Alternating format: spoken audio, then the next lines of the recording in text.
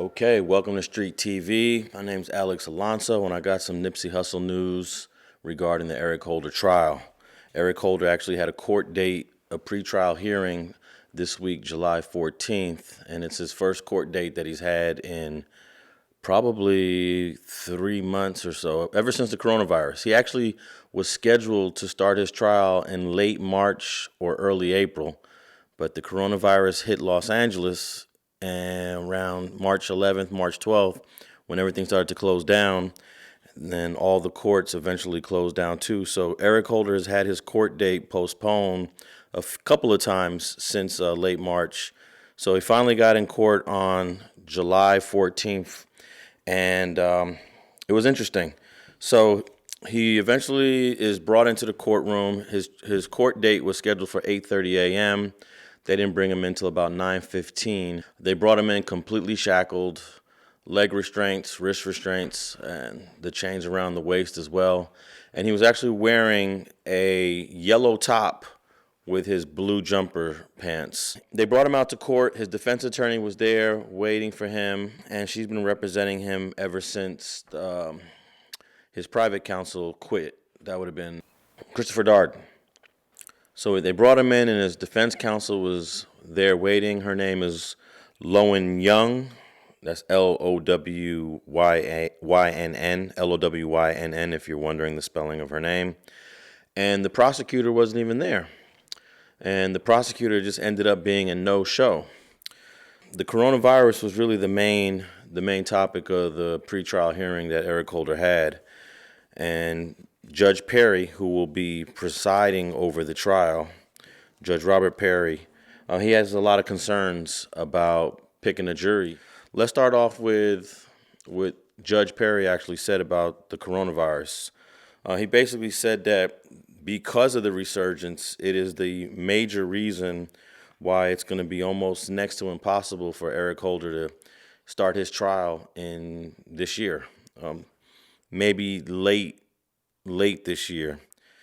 So there was a lot of talk about how difficult it will be to pick a jury because right now the jury room where all the jurors assemble during the break, during lunch, they can't use it. They can't have it because there's no way to social distance in a jury room.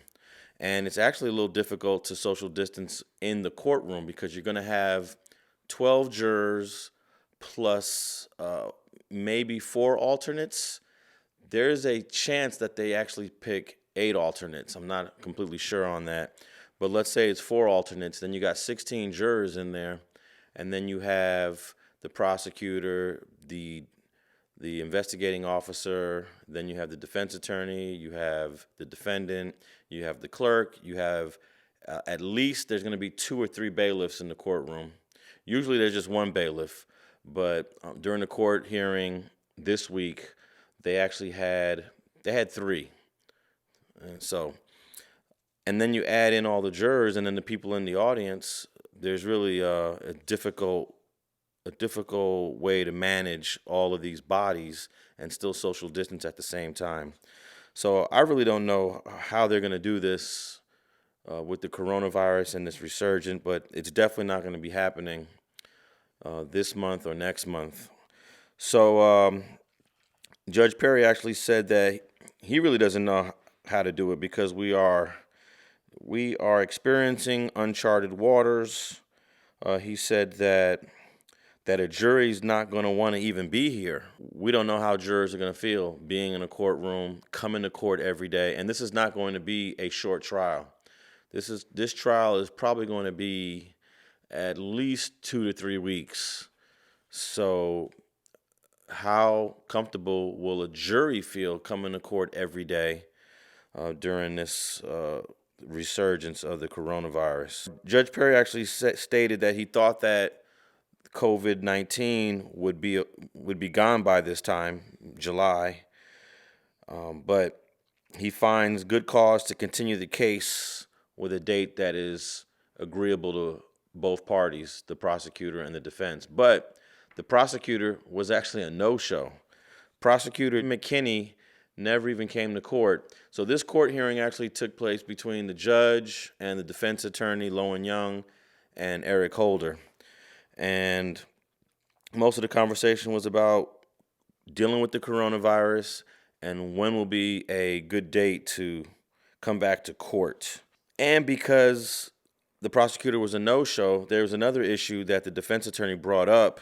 She had been requesting some discovery, some evidence that the prosecutor never turned over to her. She said in court that she had a date to meet up with the prosecutor, Mr. McKinney, and he was a no-show. She actually stated that she sent an email or two, no response. And I think even Judge Perry mentioned that he hadn't been in contact with the prosecutor. So this is a little unusual for a prosecutor to be a no-show. But there may be some issues. Maybe he's going through something that no one knew. But another issue is the discovery that the defense attorney doesn't have. Without that discovery, she can't prepare for the trial.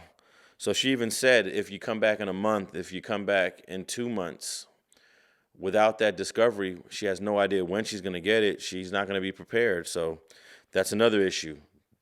You add coronavirus and you add the prosecutor not turning over the discovery, that's delaying the trial even more.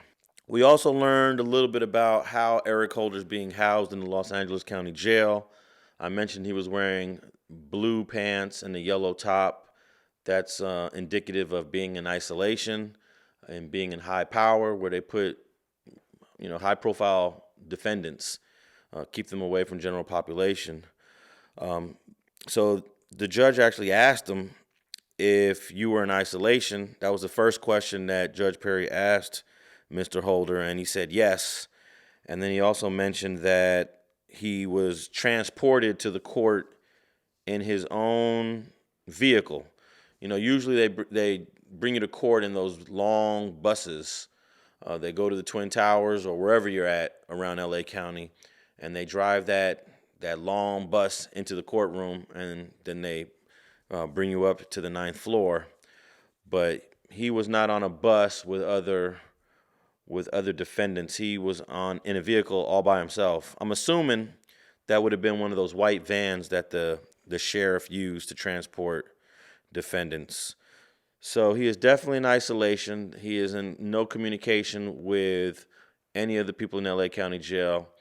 And in high power, there is some ability to be in contact with other high power inmates, but I think he's in an isolation part of high power. So there was also a time during the hearing where Judge Perry actually spoke directly to Eric Holder regarding his rights, regarding his right to a speedy trial, and the challenges that COVID-19 is presenting this case.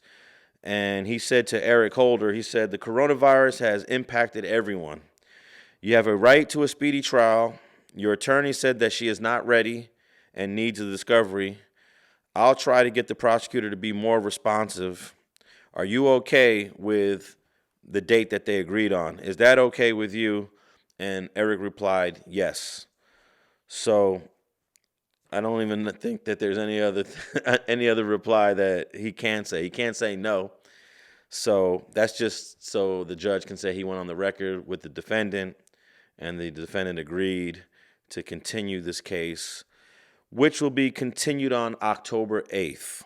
So on October 8th, I'm assuming the prosecutor, Mr. McKinney, if everything is okay with him, will show up on the 8th. The defense attorney will be able to, I guess, set a date for trial.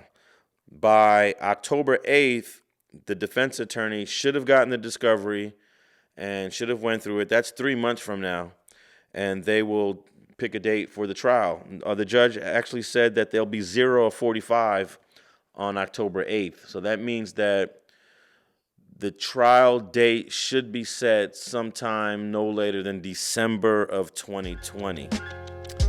So that's it for Eric Holder. He showed up in court. His attorney was present. Prosecutor never showed. The coronavirus is delaying this trial. It looks like this trial will take place in December of 2020, and the next court date is October 8th.